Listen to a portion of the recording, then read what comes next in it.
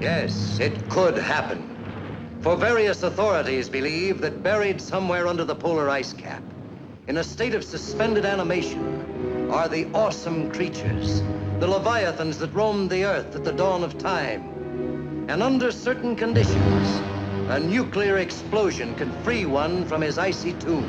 Then, guided by instinct, the beast would come back to the caverns of the deepest Atlantic where it was spawned. An armored giant, wreaking his prehistoric fury on modern man and his puny machines. Welcome to Glowburn, a podcast dedicated to the Mutant Crawl Classics role-playing game.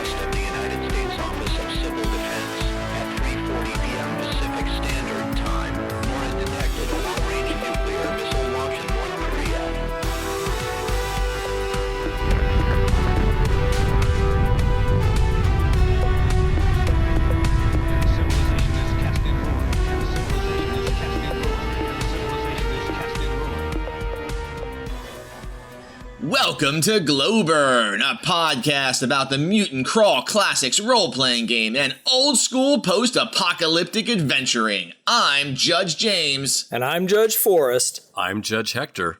And I'm Judge Bill. Wait, what? What? Wait, hold on. 1, 2, 3, 4.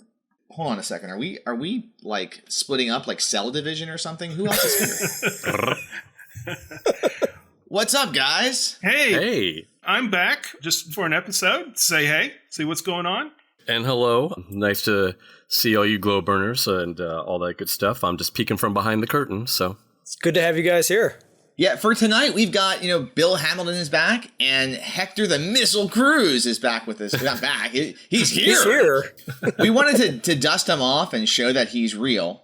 And that he's not he's not an AI. He's not some patron AI that we only invoke, that can only be heard really if you listen to all the cut stuff that doesn't make it to air, In there you hear a lot of discussion with Hector as if we're talking with some kind of like extra dimensional being from the beyond. It's the Hector in our head. Beep boop, beep boop.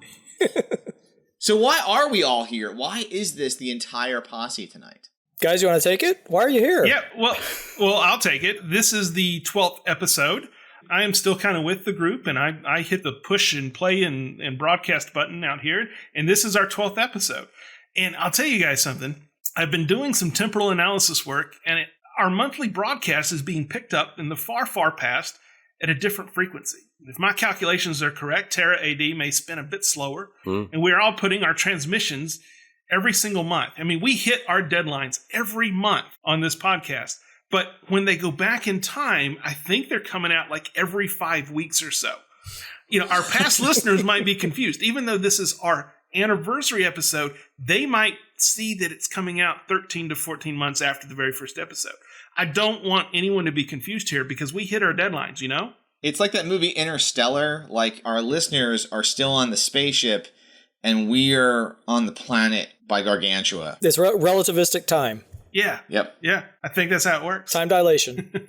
Bill, how about you? I know you have some information for us. Why don't you share with us how the podcast is doing? Yeah, so what we have right now, here's where we're standing. And I look at I'm the one that logs into our Podbean. Podbean is our feeder. I log into there and post the show and hit the send button and all that stuff.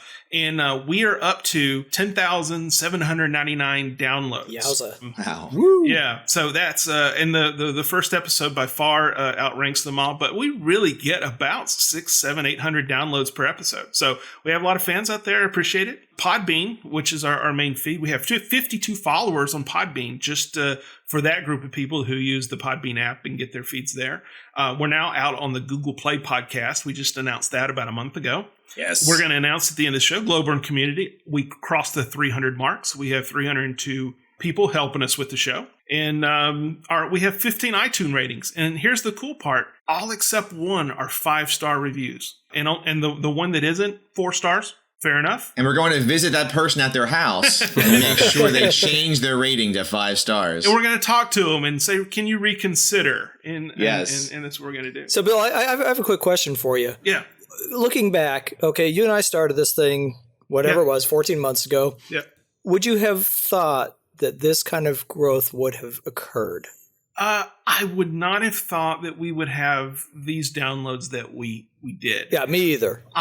What the one thing I wanted was not that we have something, every week or every 2 weeks or every two. What I had envisioned that this thing would survive someone like me having to leave, but that we would have a consistent, a high quality podcast that people could depend on coming out.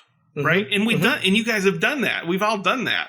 And that is the coolest thing to me because it's still going. And now that MCC is out, now we got so much more material to keep going. And that's just what thrills me. Yeah, I've talked to Jim Wampler a couple of times. I was actually just talking to him at Gamehole a couple weeks ago. And he continues to be stunned and flabbergasted by what we've done with the podcast. He basically says, you guys took this podcast where there was no game, and you did a podcast with no game. and so he's actually very excited, and I'm excited to dig into the rules and really, kind of do what our cousins over at that other podcast have done. Yeah. And, really run with it. It's exciting. Well, I have to say, I'm along with Jim. I'm super impressed with all of the content that you guys have come up with, even before the book came out. It's been super fun for me to listen to and edit. So, yeah, thank you. I'll add, okay, people don't, I think, know or appreciate, Hector, what you do. I mean, we are continuously in amazement at what you do, especially given what we give you in raw form. So, oh, pshaw. James and Forrest and I have firsthand experience of what we produce and what you turn it into. So we're like we're your 3 biggest fans because we actually know. It's miraculous. I mean, when it goes to the public, I think of what we did the week or 2 ago, and then I hear what you've produced, and I am stunned. Honestly, I am just stunned by how well it comes out. It's amazing. So well done. Well, thank you. Every episode that I listen to, it's always one of those things where, I think, oh, okay, I could have done better at cutting that and cutting that. So I'm glad, I'm glad to hear you say that. Because, I guess with every person that does something creative, you're always kind of, not beating yourself up, but, just always trying to strive to do a little better. And I try to do that. So, yeah. So thanks. I think the magic in what you do with, the way you edit is that I've listened to some other podcasts and watched other, like YouTube videos and whatnot that are edited. And sometimes, it comes off as unnatural. Mm-hmm. You can tell it's edited. Yeah. And there always should be a little bit of editing, and I get that not everyone's perfect when they're speaking. Right. But the way you go through and having experienced saying the things that come out of my face and then hearing how different it sounds afterwards, it's like, I start to believe I actually am more coherent in how I speak, and then I start talking in in real life, and I'm like, oh no, I'm not. I really do need Hector to be behind me, at all times, or in a hat like Remy from Ratatouille, right, controlling all of the words out of my mouth. Well, it's probably good because I mean, just when we get cocky about it, then you sit down in front of a microphone again, you're like, boy, I derp, I'm an idiot, Yeah, that's probably good. It probably keeps us humble. That's what's a little weird about me being on the podcast now, because I'm like, oh my God, I just don't want to sound like a babbling idiot. You can make yourself sound like whatever you want, man. Do the robot voice. That's true. You can do the robot voice. It would be awesome. I think it's important for all of us, and I think we all are in agreement on this, to have everyone that's sort of part of the team on to kind of talk about where we're at right now with Mutant Crawl Classics and with the podcast. For tonight, when we get, we'll be talking about what we've been doing in gaming down in the shelter. When we discuss Voices of the Ancient Ones tonight, we have I don't know if it's a mailbag episode, but we have more questions this month than in previous months. Okay, so we're going to all take a little more round table with that. And then something special we did for the Great Disaster is we'll be talking about characters we've kind of come up with to share for tonight, just as if we were all making a character, getting some random rolls, and given the random crazy carnage that is MCC, what we came up with. And then, as always, we'll have the mutagenesis and move on. So there you go. Sounds good. So I think we should go down in the shelter, guys. What do you think? Yeah, let's head that way. Let's do it. Down in the shelter. All right, well, down in the shelter, we talk about all of the MCC and DCC games we've been playing, running, writing, maybe just discussing some other inspirations we've had recently in our gaming experiences when it comes to this fantastic game and genre. And I think, Judge Forrest, let's start with you. What do you got for us tonight? Well, I've been busier than usual with gaming in that I attended GameholeCon a couple weeks ago, and it was fantastic. It's kind of very similar to GaryCon. James, since you've been there, you'll understand what I mean. And Hector, you will soon understand what I mean. It's very similar to GaryCon. I'd say probably a little less DCC crew there, but still a lot of fun. So as part of that, I sat at Jim Wampler's table again for a session of MCC. He reskinned the DCC adventure Intrigue at the Court of Chaos. And he called it... That's a great adventure. Yeah, he called it something about the machinations of the something of entropy. I wish I could remember, but I can't. Anyway, it was awesome. It was really cool. I mean, imagine all the good things about Intrigue at the Court of Chaos and throw in patron AIs instead of gods. Oh, that's nice. That gives you the idea. There are 2 betrayals that led to the death of everyone in the party but one person, and I was not that one person that lived. But it was pretty awesome. There was a great amount of PvP at the very end. We cooperated until like the last maybe 5 minutes, and then it just all heck broke loose.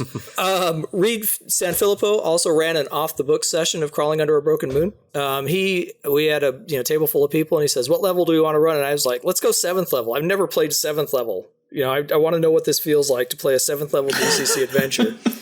And it was 7th level is insanity. It is just pure insanity. I played a robot with a drone fez. Somebody else picked that out for me, the drone fez.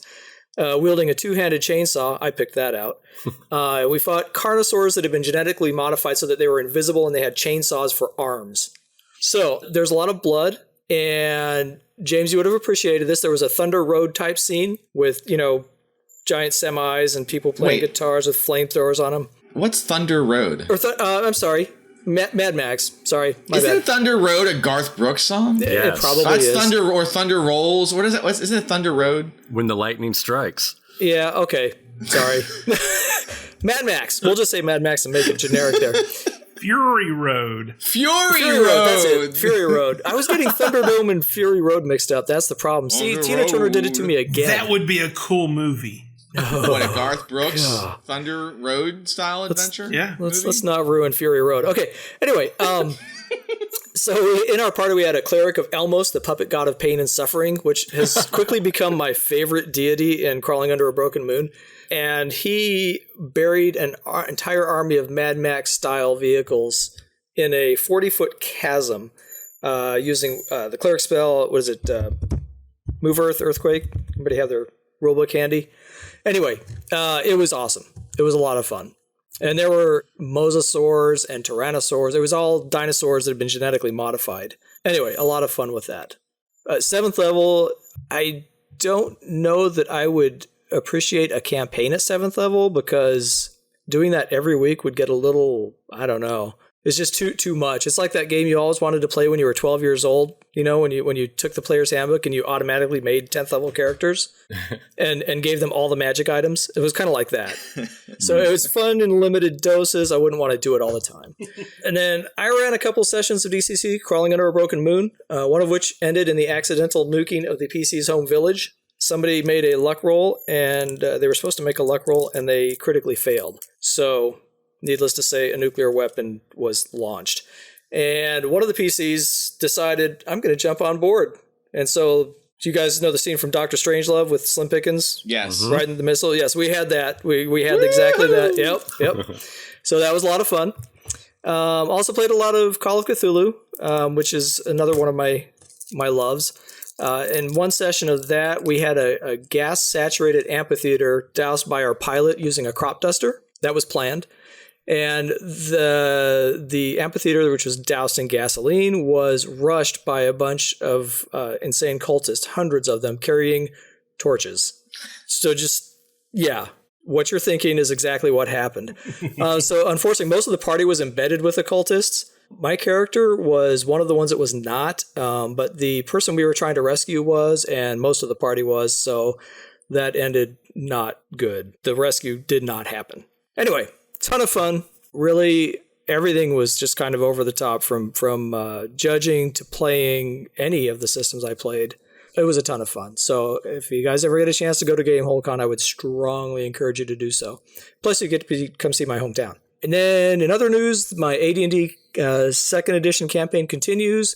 I think our DM is gearing us up to take us to the Return to the Tomb of Horrors. Are you guys familiar with that? Yes. I've heard of it. I've never actually played in any Tomb of Horrorsing. I have heard of it too. Yeah, so you take Tomb of Horrors and then you multiply it times 5.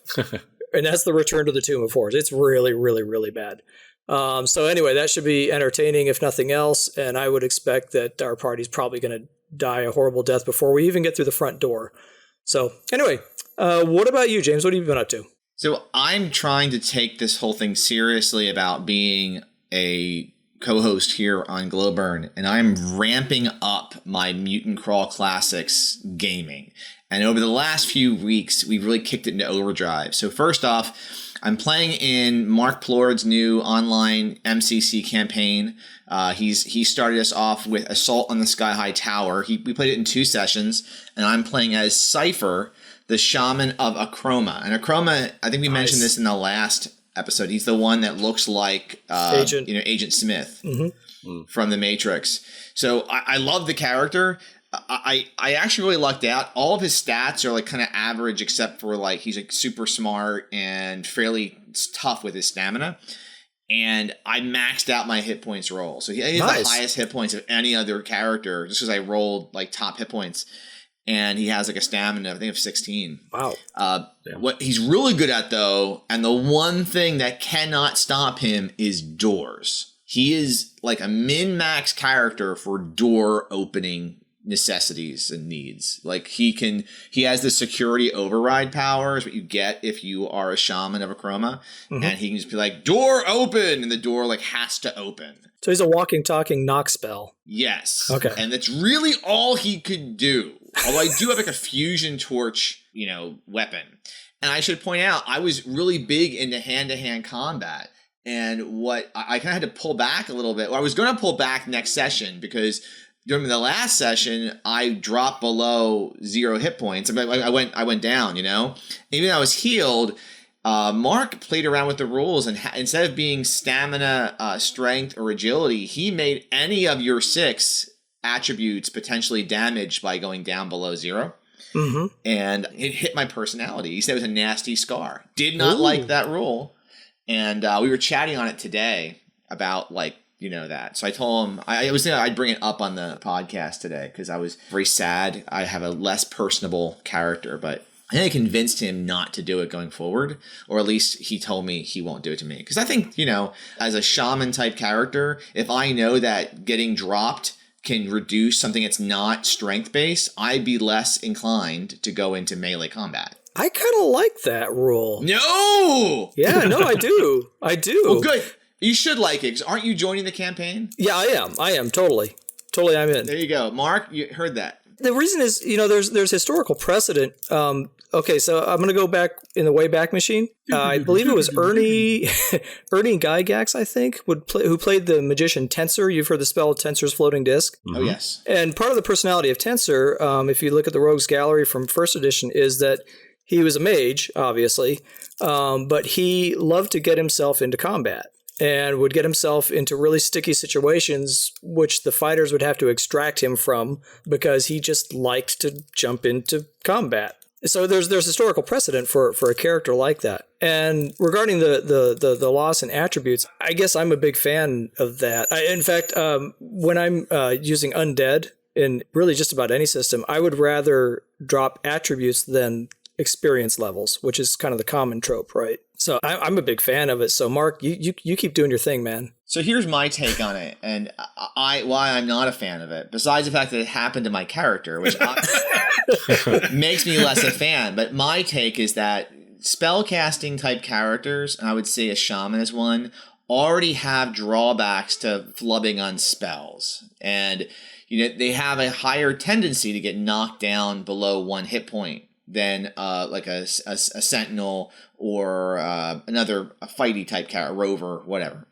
So my take is that in DCC especially, that by making personality, intelligence, and luck potentially on the table for getting knocked down, you're going to totally, maybe push off characters with low hit points from entering hand-to-hand combat. I don't know. Maybe I'm just overanalyzing this just so I make sure it doesn't happen. I will never do it in one of my games. I'll say that. How about that? I think you've been listening to too much Tina Turner. We don't need another hero. Maybe you're right. So anyway, on the other aspect of I've been GMing MCC. So Judge Evie, my daughter, and I have kicked off an ongoing monthly MCC campaign at our local game club, the Norwin Game Nights, and we started off with Hive of the Overmind by Julian Bernick. And we are co-GMing this game, and we're moving on to the second part this weekend.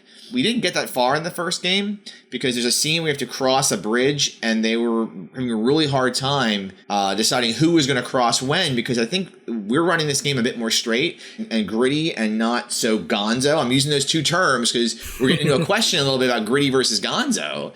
And this group is playing this game a little tighter, and therefore they care about their characters. So I like to see that. Nice. Mm-hmm. I have coming up in a few weeks the first playtest of Shades of Grey. I don't know if I've mentioned this in the podcast. I think I did in the Lost episode 11, but not the real episode 11. So That's that book trilogy. What, the real episode 11? Oh, you mean I didn't read them. You're Shades of thinking Grey. 50 Shades of Grey. This is just This is something different. Oh, yes. This is Shades of Grey, Okay. the non-BDSM Mutant Crawl Classics adventure. Actually, it's not for MCC. So I am writing an adventure, or working on writing an adventure for Crawling Under a Broken Moon, like an official adventure called Shades of Grey, which is my homage to movies like, I don't know, Fire in the Sky and books like Communion and games like XCOM. So it's sort of my taking back to when I was like, it was the 90s and I loved that alien stuff. X-Files, right? Yeah, very X-Files-ish. That's sort of the adventure, but in the Crawling Under a Broken Moon context. And cool. I plan on getting a couple of at least 2 sessions of that on the books for Gen Con next summer. So that's going to be something I'm running. And then this Sunday, to really make this a mutant weekend, this Sunday, there's a guy locally in Pittsburgh named Jonathan Snodgrass who put together rules called DCC Vehicle Mayhem. So on Sunday at Phantom of the Attic in Pittsburgh, the DCC Pittsburgh crew is running the Road Warrior Tournament. So it's an experimental DCC MCC car versus car battle game that simulates scenes straight out of Mad Max Fury Road. Sweet. And I just finished, if you follow me on Twitter or G+ or Facebook, I finished a customized post-apocalyptic diesel punk 2015 Honda Civic Type R by mixing a Hot Wheels car with some old Crimson Skies, a game by FASA miniatures. It's got the rear propeller assembly with propellers from a vampire. It's got the machine guns from a vampire in the front, and it's got fuel tanks from an Aguila fighter. So it looks really cool. I'm really happy how it turned out. I'm like really geeked. Yeah, you should be. That's awesome. So that's on Sunday coming up, and I'm geeked about that. It's just it's a 2015 Honda Civic, and I drive a 2015 Honda Civic, so it's like the kind of car I wish I had, not just the commuter version. But I don't have a Type R. I just have the 135 horsepower version where I pretend that I'm like, Dominic Toretto in Fast and Furious 1 doing crazy stuff, but I'm not really Dominic Toretto doing that. And then finally, and this isn't really like DCC or MCC, but it's sort of post-apocalyptic inspiration. I've been playing a ton of The Long Dark on my iMac lately, which is a Steam game. I've mentioned it, I think, on my earlier podcasts, but it's a game where it's a survival game for PC or Mac, or I think you can get it on the PS4 now, where there's a global magnetic apocalypse and you're stranded in the wilds of northern Canada. And I know Michael Curtis, you follow him on G+, he played it for several weeks, I believe, and has like a running storyline of how his character did in the game. And I played last year and had a rage quit and turned it off, and now I'm playing again because I was reading through all of Michael Curtis's comments. So it's a different kind of apocalypse. It's like a slow, quiet apocalypse, not like some crazy let's go ride Eternal into Valhalla kind of thing. Reading both of your stories, you've actually almost inspired me to play it, but I haven't made that jump yet, but it looks really cool. Yeah, because I'm kind of doing the same thing Michael did. I'm doing on Facebook. I'll do like day 57. Mm-hmm. The bears showed up and he was a jerk, you know? Like days 34 through 37, I was literally Liam Neeson from The Grey. Like every morning I wake up and it was a wolf attacking me. I'd be fighting wolves all day. And if you have not played it and you want to try something different, dude, seriously, Hector, get it. I mean, you will not be disappointed. You'll die a lot, kind of like DCC. You die a lot. But every time, the longer you play, the more rewarding it is. I think I'm on day 60, 67 or 68 right now. Nice. Hey, James, question for you. Sure.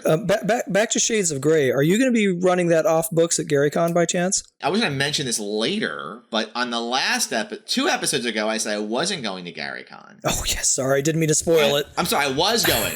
Two ago, I was going.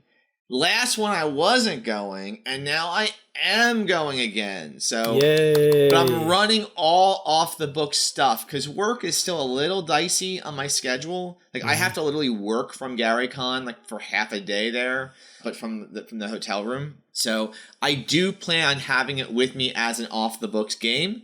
Cool. But I also am going to have with me, this is where it's going to get kind of challenging. I'm also going to have with me, I haven't heard back yet. I'm hoping to hear back on this soon. We've like streamlined our Gladiator funnel rules, like super streamlined, and we submitted them hopefully to get into the next crawl. Mm-hmm. Mark Plord and I did that. So I'll have that with me too. So I'm ready for a lot of off the books action at GaryCon. Cool. Awesome. And I get to play. I get to play the whole time during the day. It's going to be wonderful. You know, I can't wait to play.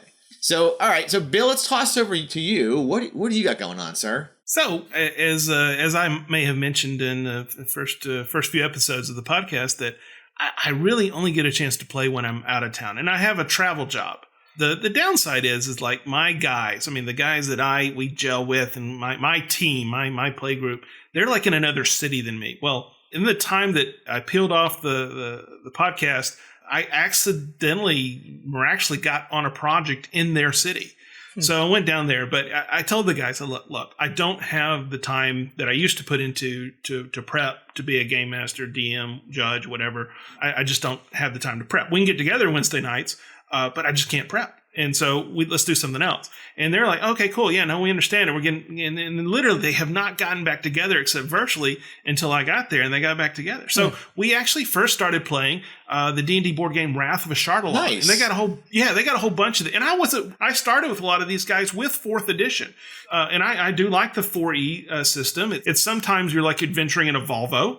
It's very safe, right? All the control. There's game balance is ensured. I'm a fan too. You're in good company here. Yeah. So you dump one of these board games. There's like 1,000 pieces, right? You get into it, and so we would show up, dump that out, play it, go through another adventure. You get like these adventures in there, and we had a blast. It is very interesting to see how they have baked the Dungeon Master mechanics into the board game, and it kind of works. We found out that we were all super huge fans, we didn't know this, of Firefly. Oh, yes. So I said, well, what about a space opera game kind of like that? And they're like, okay. I said, look, I backed this Kickstarter a while back. No, I didn't. I didn't back it. I just found it. Uncharted Worlds. It is a powered by the Apocalypse game system. Have you guys ever played any PBTA? No. I have not. Okay. Find one you like and play it, because it is, not only is it really super fun, it is no prep, little to no prep, but it is also sort of an imagination exercise. in a meeting, because most everything you do in the game, it really encourages that judge's aspect of, so what does that look like? So you player, you tell me what happens now, right? There's a lot of that in there. And it is very sort of loosey-goosey when it comes to time. And you start dealing more with things like scenes. Like this effect is going to last this scene, right? Or this move means that you player get to tell me how things happen in the battle, but because you didn't roll high enough, I get to put a twist in there. And that's what would happen. They would start telling me how they succeeded, and I would say, but then this happened. It is very, very super narrative. And so they all like went out and bought the book. The book's only like $10-12. They went out and bought the book, had it shipped to their house, and we had a great time with that. And each had this storyline that was created on the fly.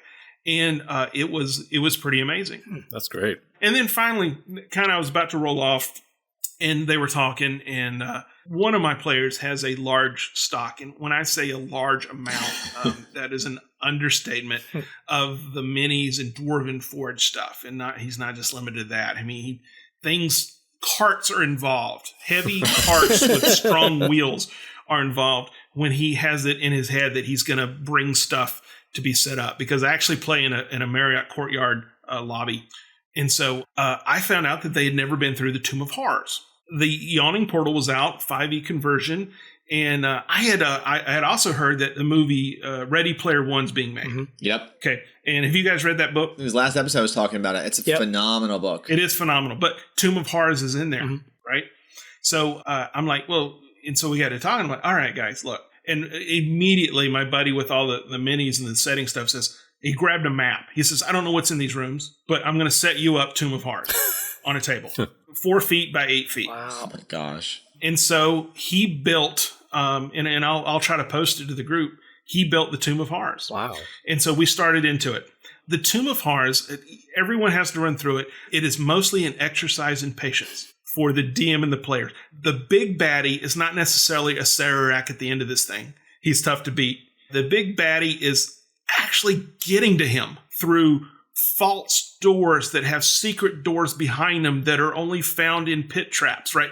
It's these things where you have to poke the ground every 10 feet to see what happens is the only way you get through this. Now, that being said, my players were not they didn't play the AD&D first edition the way that we played. And so they didn't know to do any of this stuff. Oh, no. Like one of the things, and in the original adventure, Gary says, hey, don't use your regular characters. Use some made up characters. Mm-hmm. And he says, and if you do that, here's a table that you roll on to find out what magic items you have. We did that. We went through it. All right. We went in like at 10th level. Right. And I had given them things like, the immovable rod. All right, you remember this magic item? Mm-hmm. Hundreds of thousands of use. It is the Swiss Army knife. They didn't play first edition. They didn't know what it was. They had it in their backpack. They didn't know how to use it. And it was in places where they absolutely needed it to get out of a sticky situation. False doors, they didn't really understand them. So really, when you play that first edition module, you got to think like a first edition, because you read modules these days, there's really not a lot of things that's in there that wasn't Tomb of Horrors. They take it out. So it was pretty good, but it was fantastic to see it all set up there. Here's the ironic thing is the game sort of fell apart at the end of the evening when some of the gals that kind of worked there got off work and came over and sat down and started talking to us about the game. And then the guy's interest started to wane, and it sort of like fell apart. But it was very nice because we had some great conversations about what it was and everything like that. That's awesome. So that's fun. No, yeah, that was fun. It was fun. They were trying to look cool in front of them. You can't when you set up 8,000 miniature pieces and tiles. You can't look cool. You just got to embrace your nerd at that point. Right. You got to be full. You got to go full nerd. Yep. And the oddest thing was because I play in a Marriott Courtyard lobby. It's just where we meet. It's I'm like platinum for life there. It's kind of like my living room. But people will walk by from the pool and they'll be like, and I'll be like in the middle of a narrative, right? And they're going, "What are y'all doing?" So there's some ups and downs. The ups is you get to tell them what you're doing, and they're like, "Oh yeah, like Stranger Things," or yeah, yeah. And so like it's like, "Oh yeah." And then, but the downside is you can be in the middle of a really kind of spooky and serious wizard telling you about something, and they're going, "Hey, is that D&D?"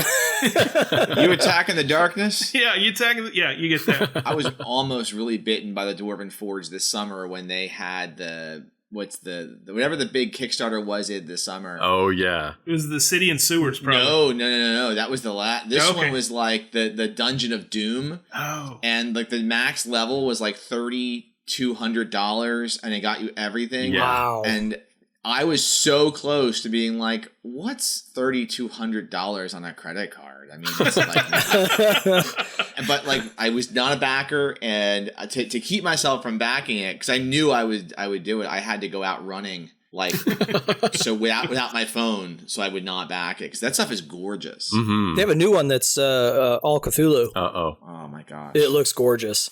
It looks amazing. Don't look, James. I won't.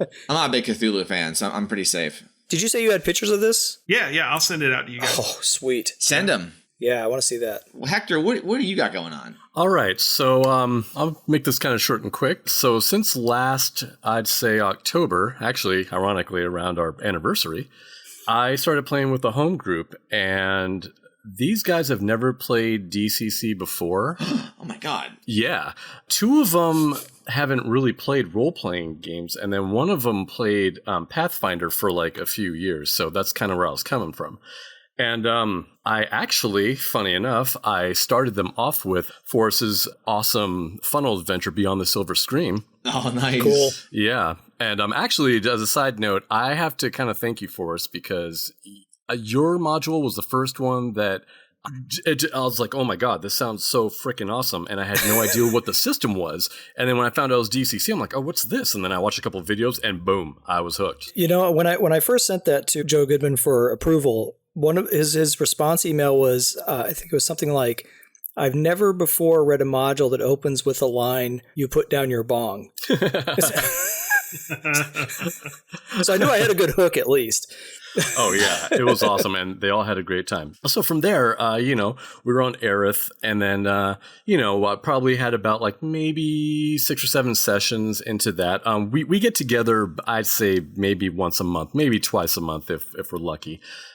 And then from there, I actually play tested Dark Trails because I knew David was. Oh yeah, I knew David was wanting to have testers. So, so I kind of made up this crazy story that their characters were in a field, and all of a sudden they see this huge kind of ominous cloud above them with these cloud tentacles that kind of go over their. All their characters, and then they all kind of fall asleep. And when they wake up on a steamboat, and that's kind of where it started with the Adventure for Dark Trails. So from there, we did the Dark Trails funnel, and then I ran them through a little homebrew adventure that I did. Actually, it's the one that I did for the Gong Farmer's Almanac. So I was very happy to be able to put something for that this year. And then we changed DMs. So I was DMing the whole time, or judging, I should say. And then my friend Shannon, who was doing Pathfinder for a while, he wanted to give it a try. So I'm like, yeah, man, it's like, go ahead and rock and roll. So we kind of switched. And now from that adventure that we did, now we're kind of in this space sort of like Dark Trails kind of DCC sort of universe. So wow. It's kind of crazy. I came up with like a necklace for these guys to wear because now they have like about like 6 different characters, from all of these kind of jumps. So I gave them this necklace saying that once a day, or it takes about 6 hours, you can do a ritual where you can actually jump to your other character, but it's going to take like kind of a full rest to do it. I like that. That's really cool. Yeah. I thought you actually gave them like physical necklaces to let me know what character you're playing at this point. Like with like a little chalkboard on it. That's where my mind went. Dog tags. That would be cool. I like that idea. Oh, and by the way, write your initiative on that, right? Exactly. So, so we just started kind of off in the space station, and now we're just kind of venturing on that. So that's kind of where I'm at with gaming right now. That's awesome. So Hector, quick question. What was the transition like from you said Shannon was his name? Mm-hmm. What was the transition like for it's male, right? He? Yeah. He? Okay.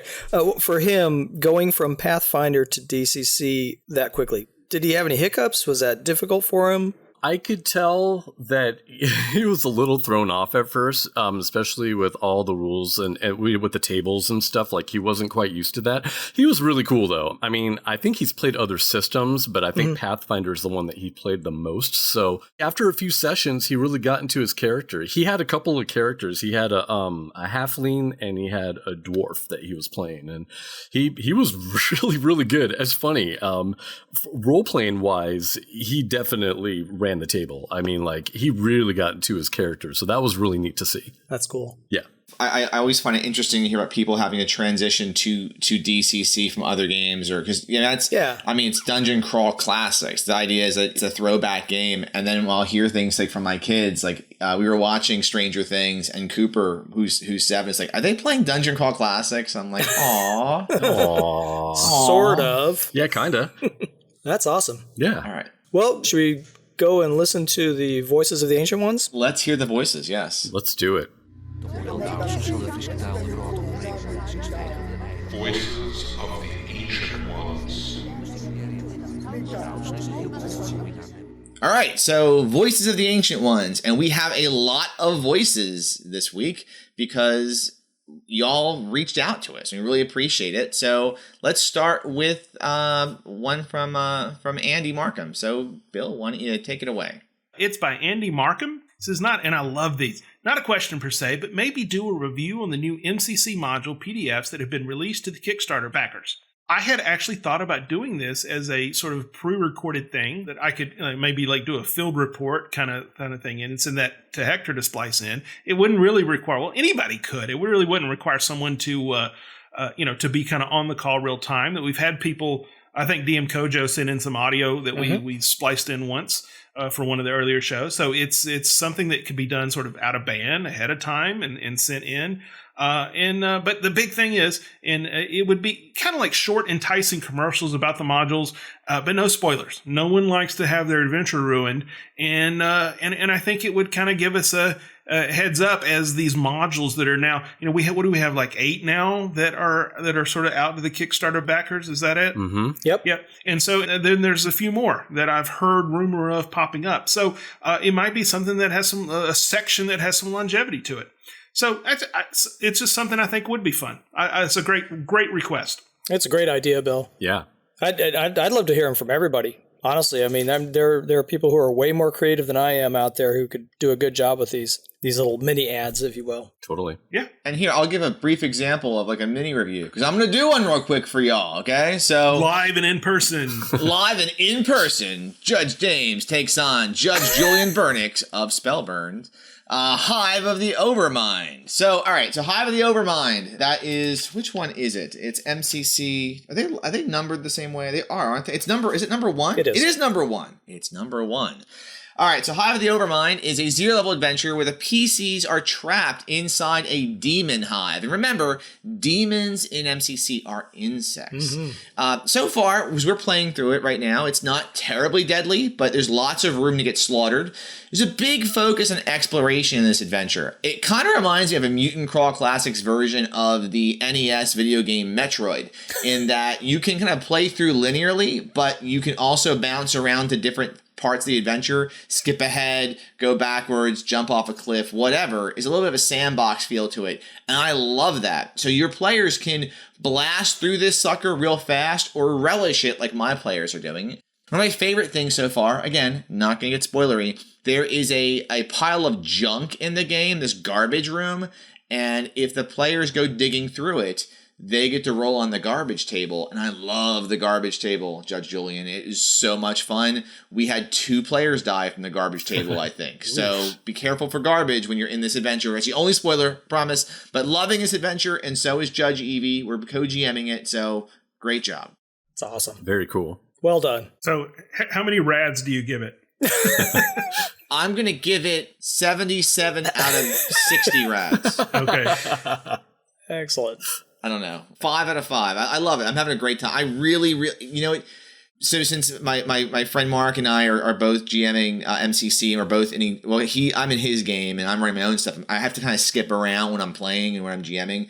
But this being the first one, because he went with Sky High Tower, I'm really glad that this is a really fun introduction to MCC. It really is. And for a group of younger players, the exploration part of it and solving problems, not just through might, is a lot of fun. Very cool. Nice. All right, well, let's go to the next question then. Our next Voice of the Ancient Ones is from Reed Sanfilippo, creator of Crawling Under a Broken Moon. Reed says, if you were a Thundar-style wizard, what body part would you replace with techno-magic cybernetics, and why? What is Thundar again? You don't know Thundar? I've never seen it. I know it exists. I know it exists literally only because of Reed Sanfilippo and listening to him on podcasts. I would replace my nose. Not even one episode. No. Snagged from some source, nothing. You got to see Thundar, man. You've got to watch it, man. No, because I sat through Wizards. So I have cashed out of I have to watch stuff. Even though it's grown on me. You eventually tolerated Wizards, though. I mean, you hated it, and then you tolerated it at least. That's true. But it's only 90 minutes long, and it's free. And, there's no free Thundar anywhere. Well, you can find little clips. There are little clips on YouTube here and there. Thundar's free, baby. But, it being an 80s style cartoon, here's what came to my mind. It screams out to me. I want like horns that curve out like some sort of Magic the Gathering art. Curve out of my head and then straight up, but leaving a gap just large enough that an energy blast could form in there. Lightning, yeah. And then shoot out in front of me. Yep. And maybe I watched too much He-Man or Battle of the Planets than I did Thundar, but I did see some Thundar, and I think that's what's supposed to happen when you have that shape on top of your head. Now, I remember He-Man, and He-Man was awesome. You'll like Thundar. That'd be a fun action figure, Bill. I could see your character as an action figure, like a He-Man action figure. And then, like, instead of the energy blast, you squeeze his legs together and he squirts, like, water out of his head. I was thinking squeeze the legs together. That's how you... Absolutely. No. That's what we need. No comment. If you like He-Man, you'll like Thundar. I think you'll like him even better. The bad guys are way better than Skeletor, and they're not whiny. No, Skeletor's the man. No, dude, The thing about Thundar, what you want to do is you want to find the episode that was done in your city. Like, there's one for Atlanta. Yeah, that's true. When they get down there, and there's, like, frogmen and all this kind of stuff. So you want to watch the one that was done in your city. Is there a Pittsburgh one? I don't know. I don't remember. Probably not. I don't remember. We're in a constant state of post-apocalypse right now. There are a lot of episodes. Some of them are in like an undifferentiated city too. But, there's the one episode where they take their horses from like Washington D.C. to I don't know where it was. It was some ridiculously far place, and it takes them like less than a day to get there. Totally unrealistic, but I did not care. It's mutated horses. Yeah, I mean that's it. Yeah. Yeah, well, the whole continent got wrecked, right? So maybe there was like this, I don't know, the land masses grew together or something. Who knows? Oh, there you go. Yeah. So back to Reed's question, what would you want to replace? I would want to replace my belly fat because I want perfect abs forever. That's a cheating answer. What? What's cheating about having great abs? You don't get great abs. You get techno-magic cybernetics. So instead of abs, you're going to have like... perfect abs. They'll never change. A crystalline six-pack. Right. That does stuff. Right. That shields you in the case of danger. Even what's not to like? I think I would want metallic legs, which I probably would already have, but I would want them to be able to like, kind of form into like a spike that I can like shoot 30 or 40 feet so I can just impale somebody like sunk, Ooh, That's probably what I would want. Like it. I like that. I want that action figure too. And since it was 80s, your spike legs action figure would be thrown like a lawn dart. Oh yeah. Remember lawn darts? Oh yeah. Yeah, in the commercial would have them playing with it outside, like all the 8-year-olds, right? Throwing it up and it landing like on the bad guy. Mine's over there in my friend's yard. Mine's in my friend's head. Nice. How did we get there? Next question. All right, I'll take this one here. All right, this is from Robert Rosenthal. Underneath the debris, you find a small clover that seems to be rather happy with no longer being trapped down there. You find one small 4-leaf clover. Carnivorous. Lucky? I'm going to say that since I have a blog post for a DCC creature called the 4-leaf loather, which is a living 4-leaf clover that attacks you, that it's not lucky. It's unlucky. So that's my blog post plug, and my call on that. So a carnivorous 4-leaf clover, is that lucky or not? What do you guys think? I go back to Men in Black 2, where they have that huge worm that has that one flower that sticks up. I forget its name. He had a regular name, but that's what I think's going on there. I'm just all for more foliage that will eat you. Yeah. I love it. I mean, it's something taken for granted if you're in like a fantasy game. It's like, oh, look at the pretty oak trees, blah, blah, blah. Whereas in a post-apocalypse, it's like, don't touch that blade of grass. Just don't touch it. It's a suspicious blade of grass. Yeah, it's great. I mean, talk about putting your players on edge. Yeah, I like the unlucky aspect of it. And if it could even sap some of your luck, hey, that's even better. Oh, I love it. I love it. That's got to be a future mutagenesis. Wow. That's brilliant. Our next question is from John Hook over email. It says, "Greeting burners. I have a question about campaign styles. Do you prefer Gonzo or Grit? Or is there a happy balance of both? As I see a Gonzo as more carefree and lighter, and I don't think players are invested in their characters in a Gonzo game. Wow, I'm a slag of goo. That was an awesome radiation trap. You keep rolling as I roll up my next character." While the Grit game seems to highlight the hard and survival aspect of post-apocalyptic world, it seems like players are more invested and more protective of their characters as they scratch out a life in the wasteland. No way, guys. I'm not going to open that hatch. Did you see those readings on that ping box? It took me forever to get my character to 5th level. You want to open it? You do it. I'll guard the flank over there. What kind of game style do you prefer? In your opinion, will the MCC rules, since they are an extension of the DCC rules, favor one style or another? Until I'm slagged by the rads, John. James, what do you think? So it depends on the campaign and if I'm judging. And when I ran Crawling Under a Broken Moon previously, my campaign was really gonzo. But I also had a lot of 11 to 13-year-olds. So we had a character who was named Scrooge's McDucks 9, who was a thief, and he was 3 ducks fused into a ball of ducks. Pretty much the slag of goo you're talking about there, John. He loved his character, though. So he was really attached to Scrooge's McDucks 9, but the kid was 12 years old. We had a guy named Old Man Legolas of IKEA, who was an elf, who was like super attached to his character. So it was out there gaming. It was crazy and gonzo, and it was a lot of fun. But again, that was right for the group. I think I'm running my MCC game right now. It's gritty, but it's like 60s, 70s sci-fi gritty, like, Logan's Run gritty. So I'm trying to lean more towards that and not crazy. I'm also running it with Evie as a way to help temper her from being a complete psychopathic murder machine in gaming. So the goal is to try to teach her the other aspect of GMing, DCC and MCC. So I'm trying to be a little more normal with that, or gritty instead of gonzo.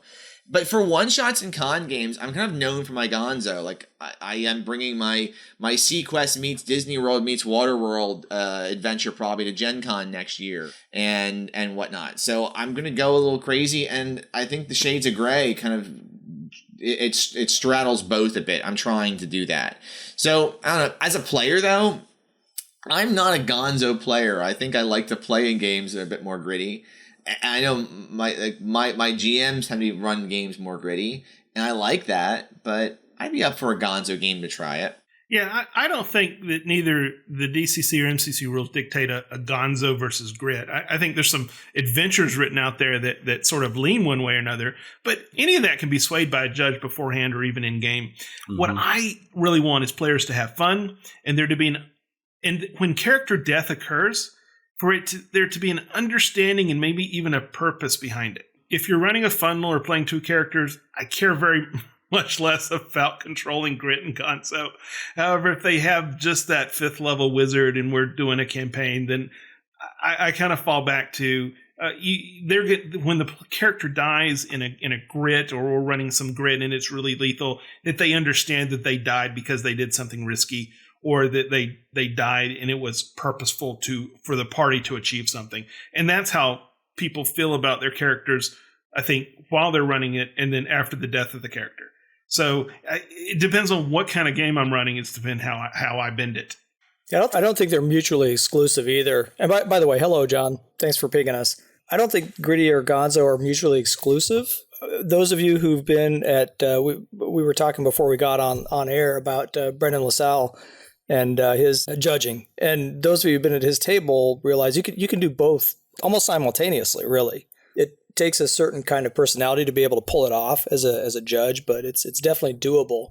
So I think you can mix and match depending on the encounter and really depending on the pace that you want to set. I think that in a con game, you want a faster pace, and that's probably more amenable to the Gonzo because you're there. You're only going to be there 4 hours, so you might as well just go for broke. I think in a campaign, for myself anyway, I tend to judge a little bit more gritty in a long campaign. But again, they're not mutually exclusive. I mean, you can have one after the other, sometimes one simultaneously with the other. The thing is that your players are going to do whatever the heck they want anyway. So it doesn't really matter what kind of tone you set or try to set because they're going to set the tone ultimately. Good point. Yeah, I think when it comes to Gonzo and Grit, I think in my games, it's funny, sometimes I feel like I haven't made them Gonzo enough, but kind of like what you said though, Forrest, I think it kind of depends on the encounter, because I've had some encounters that are pretty Gonzo and pretty weird, but then there's other stuff where, they're trying to figure out what's happening or, trying to find some artifact or, something along those lines. So I can definitely see the pluses of having both of those in your campaign. That's a great question. That was a great question, John. Thank you so much. That was great. Thanks. All right. So I'll take the next one here. This is another email from Peter. Hi, all. Just wondering how the esteemed judges deal with complexity modifier in funnels. It seems that a CM5 or 6 has a dangerously large statistical effect on an artifact roll for 0-level characters. How do folks keep their players from getting gun shy on artifact checks? Thanks, Peter. That is a great question. So, Bill, let's start with you. What do you say? He did say Peter did say 0 level, so like a funnel, right? Right. I would imagine. Mm-hmm. Right. Yeah. Don't they have 3 more 0-level characters to go on? I mean, does not the 4th bomb apprentice know more about the first 3 that died before him? I mean, isn't he paying attention to what's going on? All right. That kind of contradicts what I just said about the previous answer, but we'll go with that. My answer is spend luck. And spend a lot of it. I mean, that's why characters that are first level or higher don't have as much luck as those guys entering the funnel. It's just part of the process. All right. Well, I'm sort of in the show notes it says one thing. I've been thinking about this a lot now as I've been reading the question. I think it depends on if I hate the metagame. Is this a one shot or an ongoing? Is it a shot for an ongoing campaign? Because I am not a proponent of blowing luck on artifact checks in a potentially ongoing campaign, because you're going to want that luck later maybe, unless you're a pure strain human and you're going to generate it back. So what I would say is maybe that CM5 or 6 item, maybe you just keep it until later. If it's something that's portable, you hang on to it, and it's something that's a magic item you just aren't going to understand for a while. That's a possibility. If it's a one-shot, blow your luck on it. That's fine. Or as a GM, if you want to have there be more opportunities for players to understand those things, maybe introduce an AI or an NPC that's nearby or can be acquired that can help them understand that artifact, maybe give them a bonus to using it. And that's if you're being a nice GM. Nice judge. I like that. I think, though, there's also a question of opportunity cost here. Because if you're in a 0-level funnel and you have that character who dies, who you really liked, and then you have some kind of a medical artifact that could bring him back to life, would you want to spend the luck to bring him back to life so he's part of the campaign ongoing? Or if you're in a real pickle, you have a certain weapon, for example, with a difficulty of 5 or 6. So if you need that in the short term, you might want to spend that luck so that the party survives to continue the campaign. Like I said, it's opportunity cost. What do you want to sacrifice now for later? Or do you want to just, let the dead character lie? Or do you just want to flee from the big bad guy? I mean, I kind of like that aspect, actually, that it makes the player have to think about what do I really want long-term out of these characters. I like putting them in that pickle, I guess.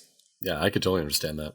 Okay, well, again, a great question. I think it's a challenge that probably for both new judges and we're all new judges for MCC, except for Judge Jim, who he's an old hat because he made the hat. Well, thank you everyone for sending in your questions. We really appreciate it. Thank you. Yeah, thank you, everyone. Thank you. Time to go towards the great disaster. Oh no! The Great Disaster. Welcome to the Great Disaster. In this section of the Great Disaster, what we've done is something a little bit different. The four of us have each rolled up a character for MCC, and we want to present the characters, discuss them a little bit, maybe talk about how each of us might play that character or use that character by way of an introduction to the character generation system. How you can take it from just the raw stats to the next level of how do I make this character fun. Sound like a plan? Sounds good to me. Cool. Okay. Well, let's see. James, do you want to start? Sounded good to you. Show us how it's done, James. Okay. Let me introduce you all to Marlac. All right. So what I did was I went on to the purplesorcerer.com site, and I used the random character generator. And naturally, because this character means nothing and is only for the podcast, he had decent stats. Of course. Because if this is a character being played somewhere, he would suck. I hope that Marlac appears in some game. I might try to talk someone to let me run him at some point. But I had great stats, 17 strength, 13 agility, 9 stamina, 12 personality, 13 intelligence, and a 9 luck. And it was a mutant with a ridged back. So off the bat, he doesn't look that funky, I imagine, at least not at first. And he's a gatherer, so just a flint dagger, kind of a wuss in that regards. Hit points, I don't know. I didn't do so well on hit points with this character. So he is 5 at first level, because I leveled him up to first level. And what I rolled on his mutations were, first off, for physical, I only had 1, and it was symbiotic touch. So he can control people if he touches them, which really sounds jacked up and inappropriate for everything. For everything. There should be a legal rejoinder on this character, right? I also rolled mental reflection, so he can repel mind attacks. Ooh. And what became, I think, the core of how I'd play him is my other one was dual brain. Oh yeah, it's a permanent, so you roll it. And then you can get, whatever you roll, that's where you're at. It boosts your intelligence and your will. And so I Glowburned. I Glowburned 3 points of my agility, dropped my agility to a 10. And I Glowburned and got a 22, which means I have the entire base of my spine, because you get to roll where it affects, is where the brain is located. And I have an 18 intelligence, plus 5 to intelligence, plus 3 to will saves. And I got another mental mutation because of that, which I rolled and got life force reflection. So he's all about reflecting attacks when he's hit. That's cool. I named him Marlac because how I would play him is like Jeremy Irons' Uber Morlock from the 2002 version of the Time Machine, because as it should be known, I love the 2002 version of the Time Machine with Guy Pearce, because, Guy Pearce is awesome. And I see you guys remember that movie? Anyone remember that movie besides me? I haven't seen it. I've only seen the original. Yeah, I don't think I watched that version. I haven't seen it either. I saw the 60s version. Yeah. That was it. Yeah, same here. That one was good too, but the 2002 version, just because we didn't have kids yet, we saw every movie from 2001 to 2003. My wife and I have seen everything from 8 Mile to this to. I should have based a character on Rabbit from 8 Mile, but I didn't have the stats for Rabbit, okay? So, but his second brain is in his spine. He's strong, he's smart, and I see him as someone who wants to create his own civilization, culture, dominated by him. And so I actually, for my archaic alignment, he has his own, and I'm going to feature that in mutagenesis. So that's what I came up with. That's very cool. Nice. Any feedback? I mean, I guess with the mutants, you're really whatever you roll, I feel like however you play your character probably in the funnel, once your mutations come up, that's definitely going to control how your character, what his reality is going to be in the game session. Absolutely. I was curious with, since you have a character who's really, his mutations kind of put him in a defensive posture or a reactionary posture all the time. Is that going to affect his personality? Is he going to be more of a, kind of a shy, retiring type of person, or is it going to be the opposite where he's, his personality contradicts his mutation operation. Well, I'll tell you one thing. With 5 hit points, if he ever showed up in Mark Plord's game, I would not ever go into hand-to-hand combat because I'd lose, like, my intelligence probably in die rolls, you know?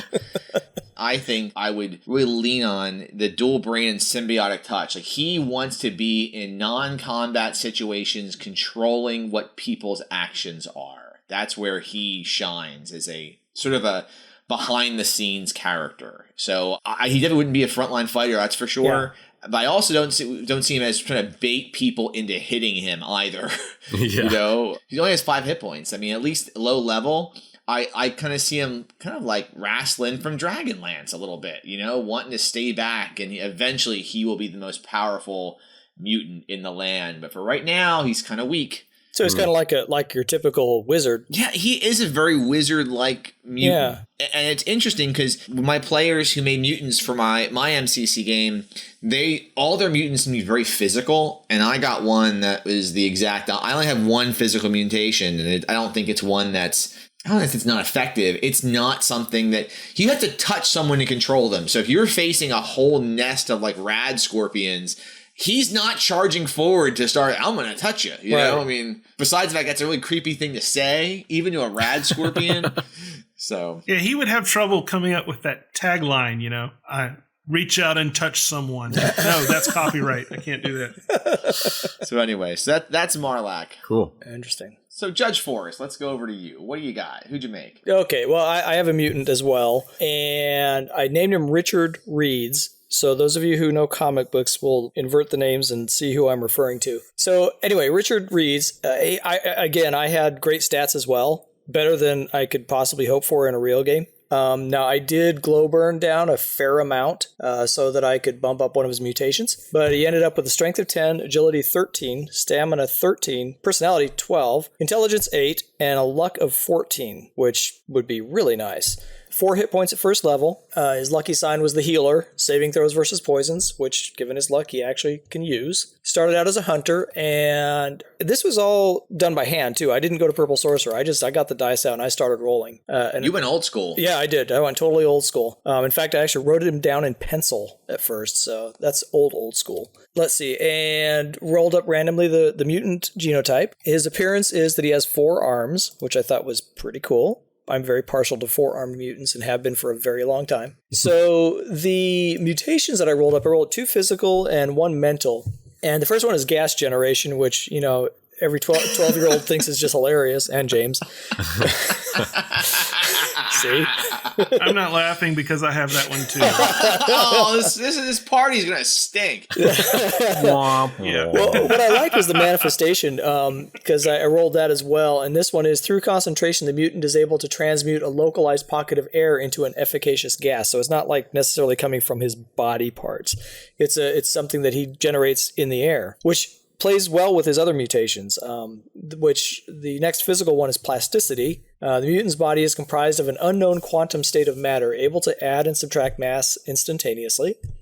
And that's where I glowburned and got him to the point where he is able to extend his arms and legs 20 feet and may engage in melee at that range. Gains an additional 20 feet to movement and -1 to blunt force damage. And then the mental mutation that I rolled was illusion generation. So I thought about this guy and I thought, man, he's kind of like a trickster, right? He's, first of all, physically hard to see because he's got this quantum state of matter. He's able to stretch, and he could create a gas pocket 20 feet away, from him with his hands and create an illusion around that as well. I mean, I can think of all kinds of ways to use this guy in an adventure. I thought it was kind of fun. It was almost like if you were going to throw it into D&D terms, it'd be like kind of a low-grade magic user thief type. I like how you very specifically said how his power for gas generation does not manifest like a fart. And I see him constantly having to explain himself like, guys, it's just a mutation manifestation. It's not gas. I see him constantly being tormented by the rest of the party. Probably. I was surprised it fell together so well. I remember with the old Gamma World, sometimes it was like this strange, I don't know, like a creature you created out of Lincoln Logs and Legos at the same time that didn't quite match up. Yeah. But this guy, totally randomly, is coherent. He's a coherent character, I think. So what would you guys do with him? Tease him relentlessly throughout the entirety of the game. You know, he's like Silly Putty. Remember how you could take Silly Putty and you'd make like an air pocket with it? Yep. And then you would start to stretch it out until it got to the point where you could like pop it. Yep. And it would release like the air pocket. I would have a strong character that would just do that to you. And see, I've never liked the idea of an elastic character. Like, I have a natural aversion to elasticity characters. I don't know why. I don't like the Fantastic Four, and I don't like Elastigirl. So it's just something to me, it just freaks me out about that kind of, almost like your arm can't go that far, because if it did, it would have to get skinnier, because you can't just have mass be that, I don't know. Oh, physics schmizzics. Who cares? This is why I named him Richard Reeds, by the way, if you didn't catch that. Fantastic Four. Wasn't he sweating to the oldies, Richard Reeds? No, Reed Richards was Fantastic Four. Oh, Richard Simmons was sweating to the Richard oldies. Simmons. Oh my God. Yes. Yes. And generating gas probably too. I completely forgot about the name until you said the elasticity, and I was like, oh, okay. Yep. I remember. Yep. If I was going to play that character, it'd be interesting if, I don't know what his agility was or how sneaky he could be, but 13. It'd be cool like if you could be sneaky and like and do some crazy kind of like, you know, I don't know, surprise attack or something. Maybe surprise attack with gas or, you know, sucker punch somebody. Yeah, with 4 arms. Yeah, 4 arms, yeah. Yeah. Oh, he has 4 arms that are elastic. Yeah.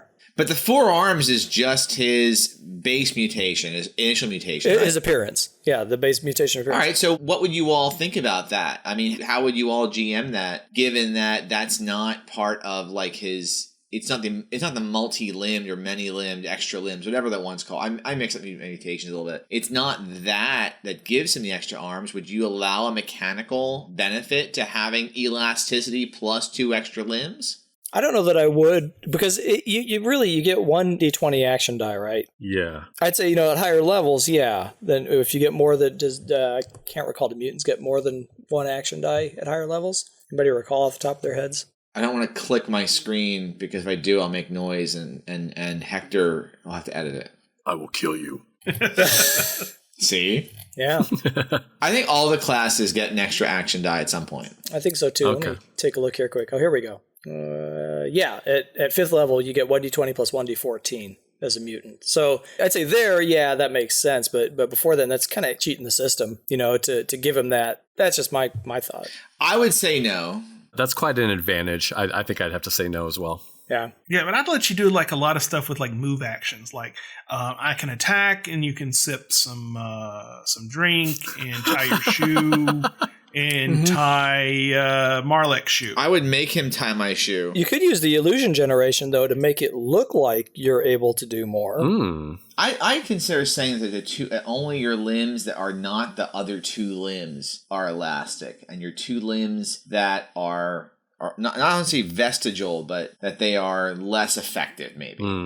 Oh, you could have like a minus, like a -1 or -2 for that if you wanted to. Yeah. I think Judge Jim would say there is no wrong answer here. That's probably true. Yeah. The rule of cool. If it's cool, let it go. Let it happen. The judge is always right. Yeah. All right, I'll go next. So I rolled up a Manimal. Oh, cool. Yes. Which was really cool. I did the same thing you guys did, level 1. He is a Manimal. I rolled up Wolf. Nice. So, a matter of fact, on the on page 37, the big full screen pic for the Manimal, there he is. Awesome. He's pictured right there. What I've been doing for stats is I actually have from the DCC 4th printing the red, black, and white dice that we got that say DCC instead of 6. Okay.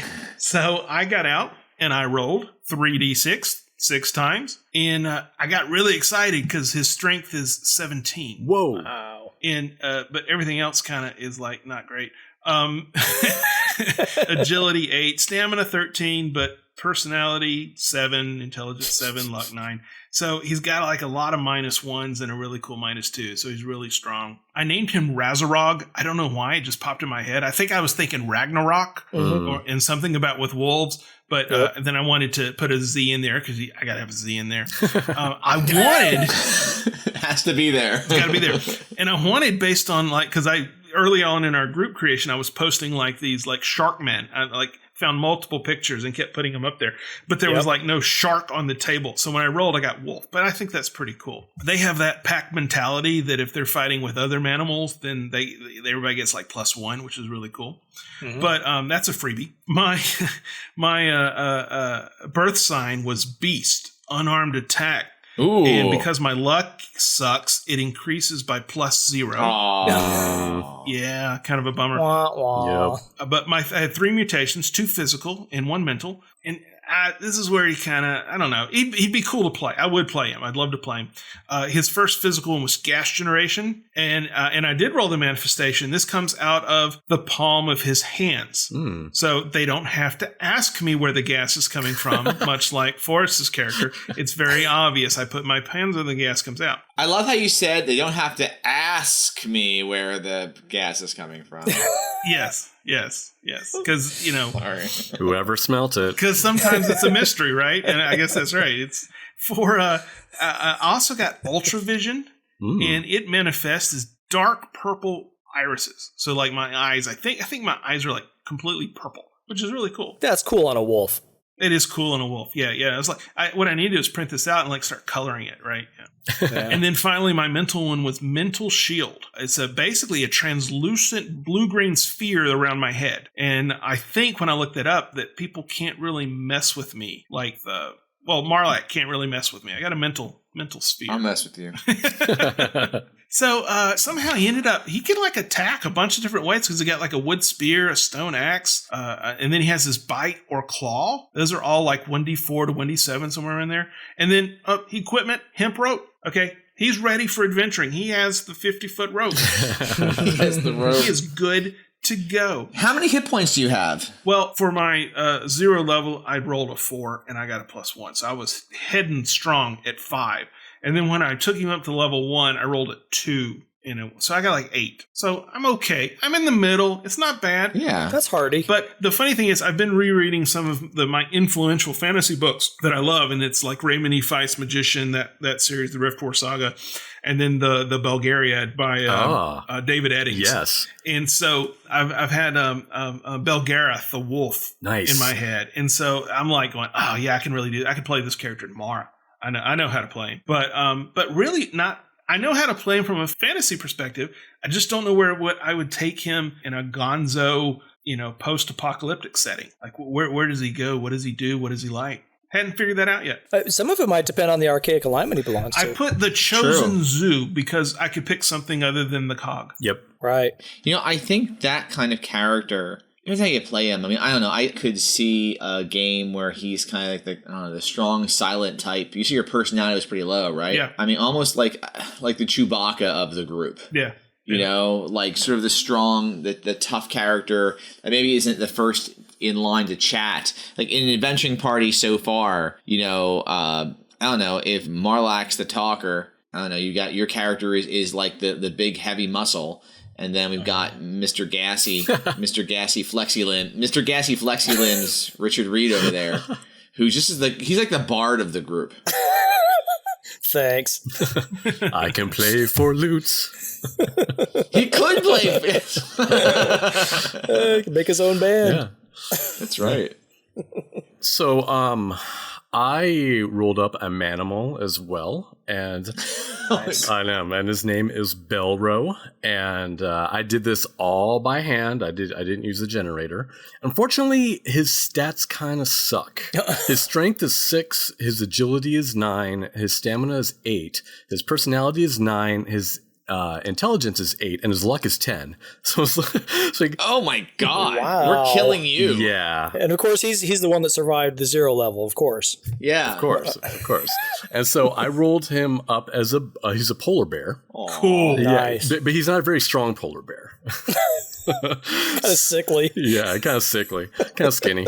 He has slitted pupils. And his mutations that I rolled was heightened stamina. Unfortunately, I didn't get a plus for it, but I got dull lead skin, so I look cool. He has radiation generation for physical, because I got to roll 2. And then for mental, I thought this was kind of cool. He has cryokinesis, which is kind of nice since he's a polar bear. Yeah. That's perfect. Yeah. And dense fog rolls out of his body whenever he uses cryokinesis. Yeah, his reflex is a +1. Fort 0, will is a +1. His birth sign is the unchanging, which is defect rules. And so, I'm not exactly sure how I would play him because his stats aren't that great. I mean, he has like the cryokinesis thing, but I don't know. I'm not sure how I would play him. So, do you ever play any of the Final Fantasy games? Oh, I played like the first couple, but it's been a long time. Do you remember Final Fantasy 3? There was like the Moogles. No. They were like white little stuffed animal creatures with bat wings that you could have in your party. And the main name of him is Mog, was the leader of the Moogles. Okay. And they're just kind of cute. Mm-hmm. I mean, I kind of see you as being that character or whatever that weird thing is that's in the new Star Wars trailer that's like there with Chewbacca. Yes. That they've made 1,000 plush toys of that all make a noise when you squeeze them. When they eventually make a hit movie out of, Marlack, the wolf manimal, I mean, Stretch Armstrong, we'll need to have something so that George Lucas can make another $1 billion. That is your cryokinesis wielding low statted character. Nice. What was his name again? Belro. Belro? Yeah. There'd be Belro plushies all over the Disney parks down in Florida. Nice. James, your thoughts spurred something in me just now. I was just thinking, how Doug Kovacs has done the band for DCC, and Stefan Pogue through the modules has done his little mutant things. Yeah. I would love to see if there are any enterprising listeners who can actually draw, unlike me. That would be cool to see somebody draw up these 4 characters. It would be. That would be cool. If you do so, we will have your name shine eternal on the Fury Road, of our podcast. You'll have our deepest thanks and gratitude. Absolutely. Yes. But no, I mean, I think that with low stats, I think that character, like if I was playing it, I would want to find some kind of niche. I can see you having I think my friend Andy Lyons has happened to him, at least in our DCC campaign, where with the funnel, the character kind of wanted to make it the whole way through, die, and he's left with like not the worst character, but the second worst character still lived through it, and that's who he gets, and that's how you end up with a cleric with a 10 personality. So I see that kind of happen with your character. The good thing, though, I think in MCC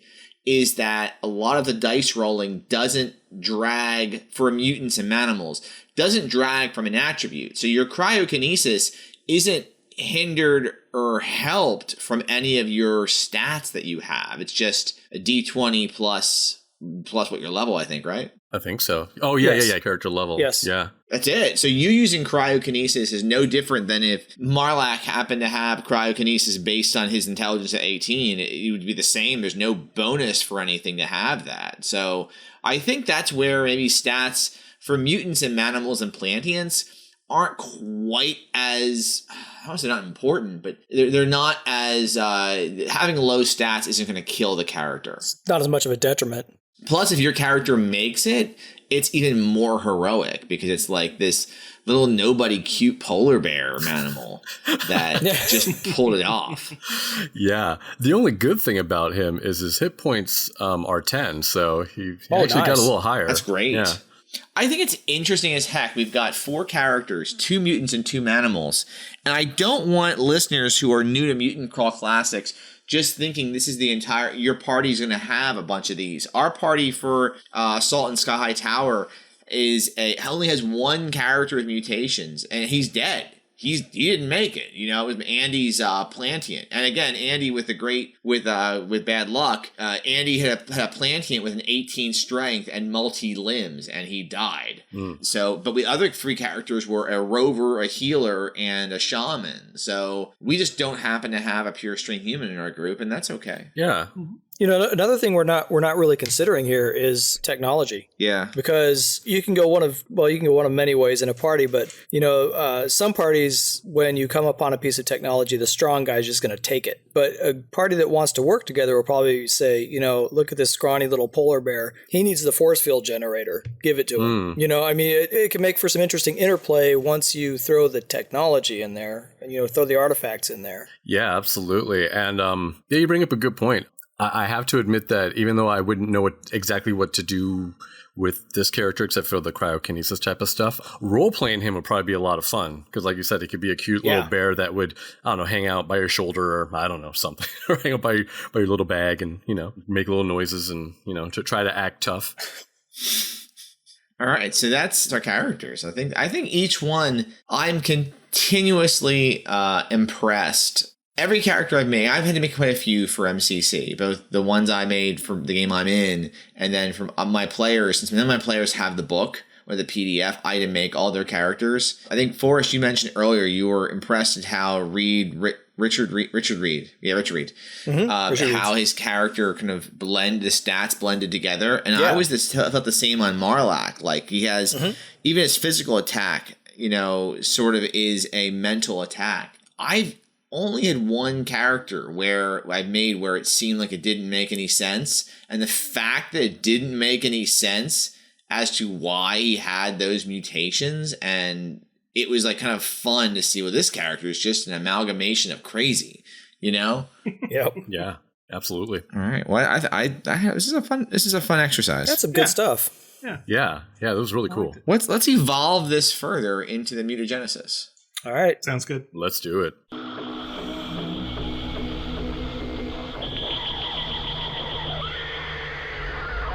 Mutagenesis.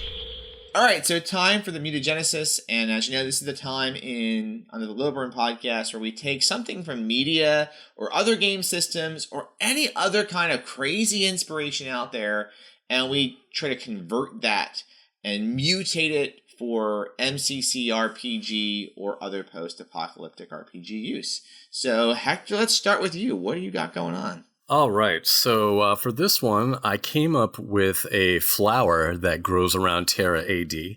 It's called the Dead Lotus. And so this is a beautiful glowing group of flowers that grows near radiated pools, whether big or small. So whether it's a huge lake or just a small puddle, you'll see these flowers around it. If anyone comes within 5 feet of this flower, it will emit a 20-foot radius cloud of red spores. Now, anyone affected must make a Fort 14 save. If you make the save, your limbs will be controlled by the fungus for 1d6 hours. Ooh. And so if you make the save, if you're successful in the save, then yes, your limbs will be controlled for 1d6 hours. Holy crap. Yes. What happens if you miss the save? Yes. Now, if you fail the save if you fail the save 2 times or more, then the effects are permanent. Oh my God. And basically this fungus can basically control your limbs, and it can either attack the players or kind of run off, and you're pretty screwed. Oh, that would be totally awesome for Forrest's character. Exactly. So it's a pretty deadly flower. That's brutal. I mean, no, that's cool. I could see that being a way, especially for a more powerful character. Be like, oh, it's just a flower, and the first character is now permanently flower controlled. And then it's like, well, we'll never make that mistake again. If you introduce that early in a campaign, for the rest of that campaign, every flower would be destroyed. Yeah, but you'd have to do it from far away, though. You can't get within 5 feet from this thing. And plus, not only does this fungus control your limbs, but you're cognizant of what's going on, but you just can't control That's wrong. Oh, I love it. Yeah. Love it. That's wrong. That's awesome. And if the effects are permanent, these lotuses will grow from like your eye sockets in your mouth and on top of your head and all this stuff. Yeah. Have you been YouTubing like the worms that control stuff? Things that Forrest send you? It's funny that you say that. I actually got this inspiration from watching a video of a fungus that can kill ants. I don't know if you guys have seen that. Yes, yeah. Yeah. So that's basically where I saw that, and I'm like, oh, that's zombie really The zombie ants. Yes, I'm Yeah. like, ooh, that's brutal. I need to use that for a game. So there you go. That's great. This is my version of it. No, I like it a lot, actually. So, but just mean. It is pretty mean that if you're successful, it still affects you for 1d6 hours. Yeah. That's why I figure you must have misspoke. That's crazy. But I like it because you know what? I think that there aren't enough, or at least I haven't included enough adversaries or challenges that successful still means bad. Yep. Yeah. Like, I mean, so I like that a lot. Just stay away from it. Yeah, and it only affects you. I mean, if you're successful, it only affects you like, for part of the day. So it's not like 24 hours or anything. But, a lot could happen in those 6 hours. So gotta be careful. Could you imagine, especially Bill, I'll give this to you, 4th edition D&D, if something said, you are affected for 360 rounds. That's what it would say, yeah. It would spell it out really quickly. I know I was going to make it a 1d3 hours, but I'm like, I'll make it 1d6. Go for broke. A D7. A D7. There you go. Oh, I like that even better. Yeah, I do too. Nice. All right. What you got, James? All right, so here we go. All right, so I'm going with a new archaic alignment based on Marlac, and the archaic alignment is called the Marlacs. So as I said, big fan of the 2002 Time Machine movie. Guy Pearce, definitely the man. Jeremy Irons is cool. I mean, I guess it wasn't the greatest movie, but I enjoyed it. So my character from earlier, Marlac the Mutant, when he reaches like level 6+, he's going to be out there creating his own archaic alignment. And what he's done is that those that submit themselves to the supreme will and super genius of Marlac the Many-Brained can join the Marlacs. And obviously, it's based on the Morlocks. If you haven't figured it out yet, then I don't know what to tell you. Marlac has created a hive colony beneath the ground with a rigid caste system. There are 3 castes the PCs can join, and 1 caste they can't join. And that is the Marlac caste. Because there can be only one Marlac. It's like the Highlander. And he shall rule supreme as the one and only eternal member of the Marlac, the High Marlac of the Marlac archaic alignment. Then there's the workers. These are builders, creators, those that expand the hive of the Marlac so that one day it shall expand across the entire world. There are the gatherers, and there aren't gatherers of food. We take care of food later. But of artifacts. And this is probably because this is the cast the PCs want to be a part of. Because they go out and they bring back artifacts and tech for Marlac the Many-Brained. And finally, there is the meat cast. This is not the cast you want to be in. But I think it'd be a great way to start a campaign. You are living meat. You are there to be consumed by the rest of the hive. You know full well your fate. And perhaps you were gathered from above the colony, or maybe you've grown up only knowing that one day you would be meat. But meat you are, and meat is all you are good for. And I think it'd be a really fun campaign if you started off with, like, you're meat. All of you. You are all meat. So qualifications. Membership is open to anyone who lacks a mental mutation. So I figured that when I was designing Marlac, that he's kind of insecure about his mental abilities, and he would never want a mutant or manimal with mental powers to join the hive. He would feel like they would have an advantage over him. Which is a bummer because of all like the cow manimals would be really good to taste. Now, what if you're a Plantiant? Are you a vegetable or meat? Well, Plantians don't get mental mutations. Well, I know what I'm saying. What's your if you're meat, but you're a vegetable, are you really meat? Tofu. There you go. There you go. As a vegetarian myself, in real life, I would say that I consider tofu and seitan to be real meat anyway. So I would say that he would eat that. He likes to be diverse sometimes in his eating, you know? That's fair. Mm-hmm. So I'll make the next one like a vegetarian theme one for my fellow vegetarian friends. Okay? Benefits. Workers and gatherers never need starve and are always welcome to eat some meat when at the hive. Not much benefit of being meat, except that they know their station in life very well. So if you're a member of the Marlacs and you happen to need meat, you can get meat with the Marlacs. And secret sign. The reality is that all Marlacs are meat to the real one and true Marlac, to be done with as he pleases. So the final test of joining is that initiates must permanently remove a finger or limb for Plantiants and surrender it to Marlac. Showing the stump is a way to show that you belong. Very gruesome. Wow. Yeah. So there is Marlac. So That's not depressing at all. Your meat. I like it. I like it a I lot. like it too. so Forrest, what do you have, sir? Okay, well, I think I might have a cure to Hector's flower plant here, possibly. Uh-oh.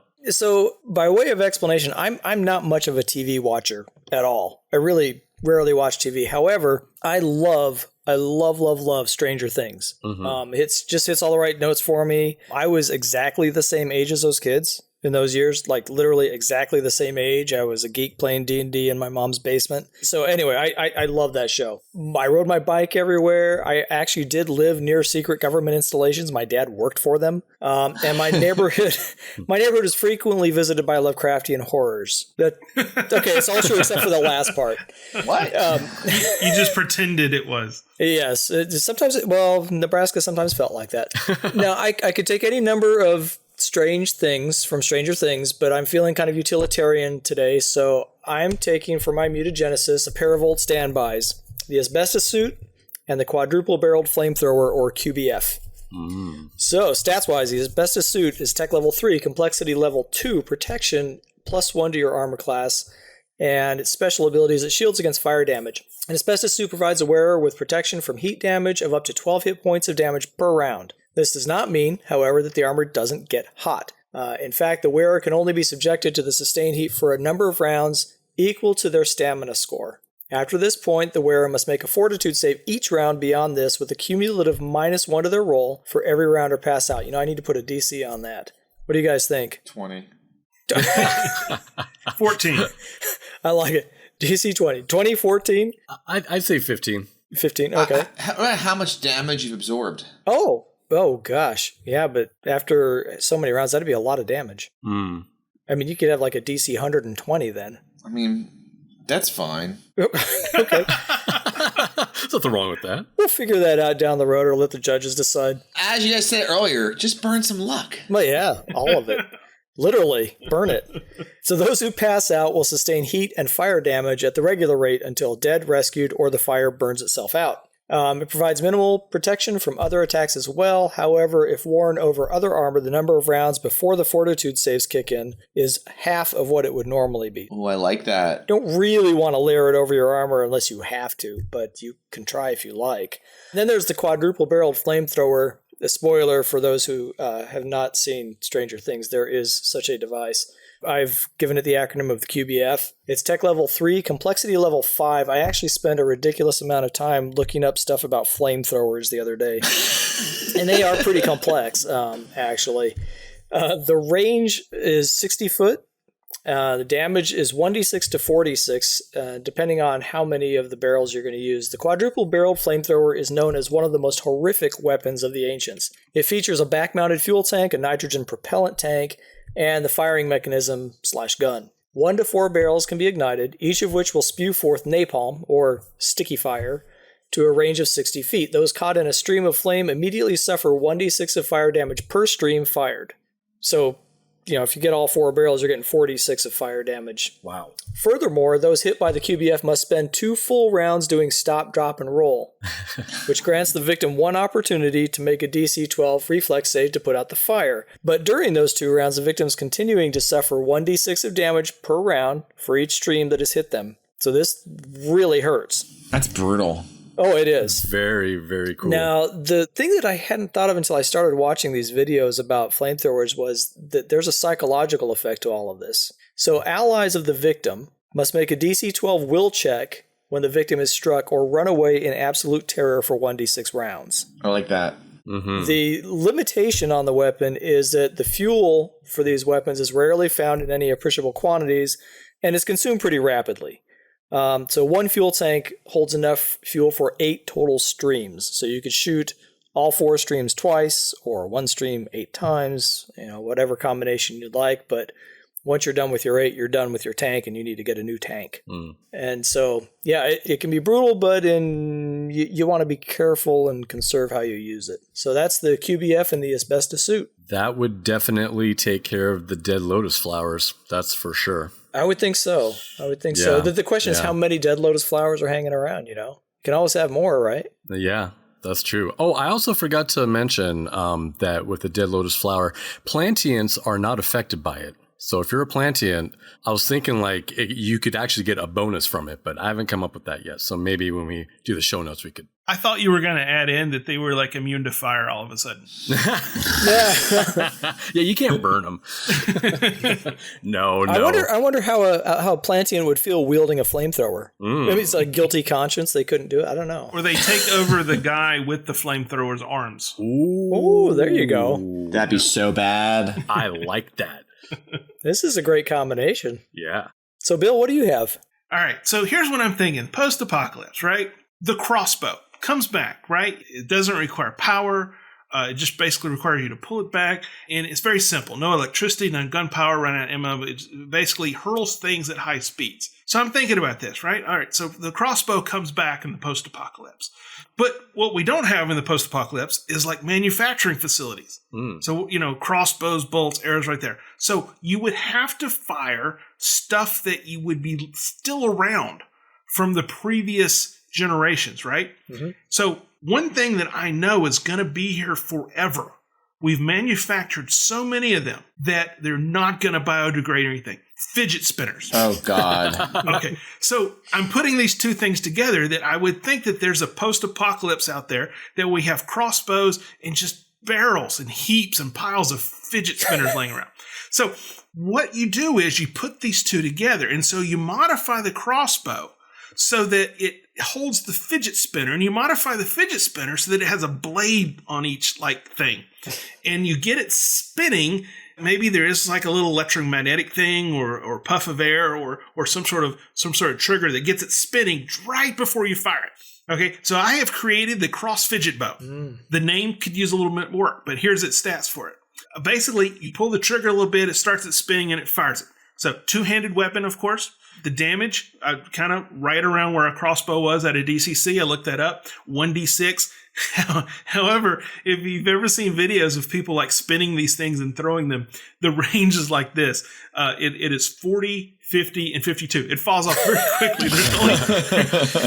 There's only short range is 40 feet. You get to 50, you're long, and max is 52, right? It's not going very far. But it has a special power called spinning accuracy. Both the character's agility and luck modifiers are used in firing the cross fidget bow. If you have a clear shot at the target, you get a -1. However, if the target is around a corner, you get a +1. And the only really special fidget I came up with was the LED light up ones would still work. And so when you fire these, not only does it look super cool, but if they hit and stick into the victim, then it's kind of like everybody else around gets a +1 hit because they're sitting there, they're flashing. Oh, totally. Really bright. Nice. Yeah, absolutely. Having kids that are obsessed with these things or trying. Now, they're banned in our house. My children are the only kids, I think, in the universe that don't have them. But having seen enough, and they're banned at our game club, too. Nice. Having seen enough kids with them, I think the way you power them is by dabbing. You know what dabbing is? No, what's that? Look it up. Okay. Well, anyway, I bought one to play with it, just one. And my wife put salt water on it and it rusted. What? Wow. So I had like a day worth of play at it. Your wife ruined your fidget spinner? She did. She did. That's a millennial problem, it sounds like. It is. That's all I got. That's very cool, Bill. I like it. I like it. Yeah, that's awesome. Man, we should outfit our party with all this stuff, except the flowers. Yeah, well, I'm not going to go after someone with my cross fidget bow against a flamethrower. Well, you could, but It'll singe all my manimal's fur off. God. Well, Bill, Hector, thank you very much for being with us today. thanks. Glad to be here. It was fun. Yeah, me too. It's fantastic to have you. It's like getting the band back together and, or in Hector's case, revealing the band from behind the curtain. No, it's been really a lot of fun. I really appreciate it. Appreciate your time on this and everything you do for the show. I'm more than happy to be here, and thank you guys and all the glow burners out there. You guys rock.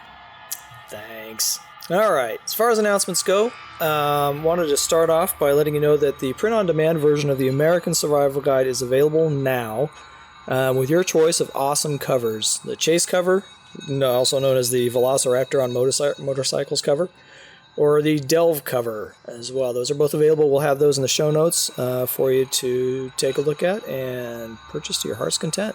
I have my hardcover Chase cover sitting right next to me right now while we're recording, actually. I've got the Delve. I'm a Delve guy. I actually have the original painting. All I can think of you said that was like someone saying, dude, you're getting a Delve cover. All right, so with some more third-party MCC goodness, Stephen Newton's Children of the Fallen Sun. This is his first. He's written an adventure for MCC RPG. The Kickstarter will probably be over by the time we're airing, but hopefully you got in. So if you didn't get in, call Doc Brown now and go back in time and get in on this. So the tagline is, when a sky arc from the ancients falls from the sky, it's up to a small tribe of mutants and manimals to uncover its mysteries. So that's pretty awesome. It's a first level adventure, and it's a great way to kick off the third party MCC line. Oh, small party of mutants and manimals, that's us, right? That is it. We are the small tribe of mutants and manimals. There you go. We would rock that adventure. Gotta run through this. You're all my meat. Don't you forget it. I'm cute meat. All right. Of course, there are a number of conventions that come up. I wanted to highlight one in particular. This is EverCon. This is happening January 5th to January 7th in Wausau, Wisconsin. So if you're in the northern climes in the dead of winter, you want to get to EverCon and get out there and do some gaming, because the dead of winter is no fun for gaming up here in Wisconsin. They're looking for judges and are hoping for a DCC/MCC presence. I'm hoping to get up there and run a session. It's a little up in the air. But if you're looking to kill the winter doldrums, head on up to Wausau for EverCon and run something fun.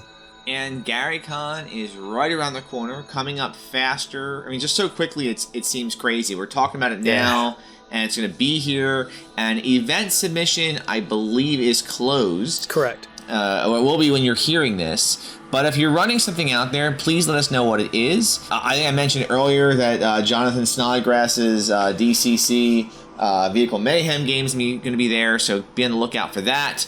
And we need to say that our very own patron AI of audiovisual engineering, Hector the Missile Cruz, will be attending GaryCon for the first time. That's pretty cool, man. Yeah. Yeah, I'm so psyched. I can't even wait. Are you driving? You're in Seattle, right? Yeah. Oh no. We're gonna fly into Milwaukee and then just drive like an hour from there to GaryCon. That's fantastic. Cool. I can't wait to meet you in person. Oh, I know. It's gonna be so cool. Yeah. And like I said, I will be there. Although next podcast, maybe I won't. It might be up in the air. If you see me, I'll be like seeing a Sasquatch or something. Be happy you saw me. And Judge Forrest will be there. And yep. Bill, you won't be there, right? No. Oh. I wish. One day. Maybe we could we'll port your artificial intelligence over. Yeah, we'll transfer you to some like brain in a jar thing. There you go. I like that idea. All right. As far as contact, how do you want to contact us? You can contact us by Twitter at Glowburn, or you can email us at glowburnpodcast@gmail.com, or go onto our Google Plus community, the Glowburn community, and join our Triple X Strong fans, as James loves to point out. Triple X Strong! Triple X Strong, which apparently means over 300 now. Yes. So, James, how do we contact you? I'm on Twitter at I Live for Crits, or livingforcrits.com is where my blog doth reside. All right, and you can reach me at ForrestAguirre. It's just like it's pronounced, ForrestAguirre, Forrest Aguirre, on Twitter, or you can check my blog, forrestaguirre.blogspot.com. Bill, how do we get a hold of you? I'm on Twitter at DNDBill. And then I have a blog that I really haven't updated in a long, long time. It's at nonlineardungeon.wordpress.com. And Hector? You can reach me, if you'd like, at the G Plus communities. So Hector Cruz, you can look me up if you want. And, yeah. Special thanks and credits for the shaman of intros, outros, and bumpers, Bob the Voice Brinkman, our patron AI of audio visual engineering, you, Hector. Do a good job, future Hector. Future Hector, that's right. Past Hector is not doing anything. It's all future Hector. Yep. Our creative advisors, our G Plus community is, as was mentioned, 302 strong right now. And our intro-outro song is Chronox off of the Voyager album, and this song is Juno. So it's time to, let's wrap things up. What I'm going to say here is, I'm going to quote Jeremy Irons, the Uber Morlock, from the Time Machine circa 2002, and say, I can't do his voice, but we all have our time machines, don't we? Those that take us back, our memories, and those that carry us forward, our dreams. Well done. Nice. And I will just say, burn it all to the ground. In no way is this podcast encouraging anyone to start weaponizing fidget spinners. This was meant only as a fantasy game element for your imagination, only as a weapon later, long after your descendants have been killed off in a great disaster. And we here at Glowburn will not be held liable for any damage caused now, in the past, or in the future by fidget spinners. Use only as directed. Thank you, Lawyer Bill. And if you happen to see any glowing flowers around any radiated pools, I'd probably think twice about stepping up to it and giving a sniff. Run. Run hard, run fast, run away. Don't smell the flowers. Burn, baby, burn. Burn it all. Yeah, burn luck. Ariel, Ukla, ride!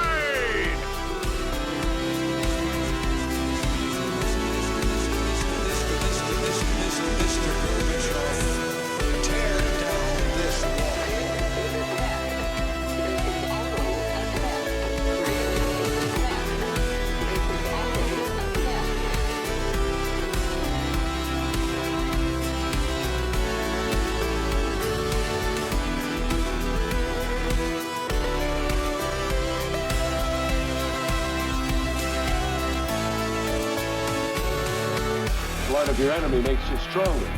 This has been a Hectophonic production. The gun is good.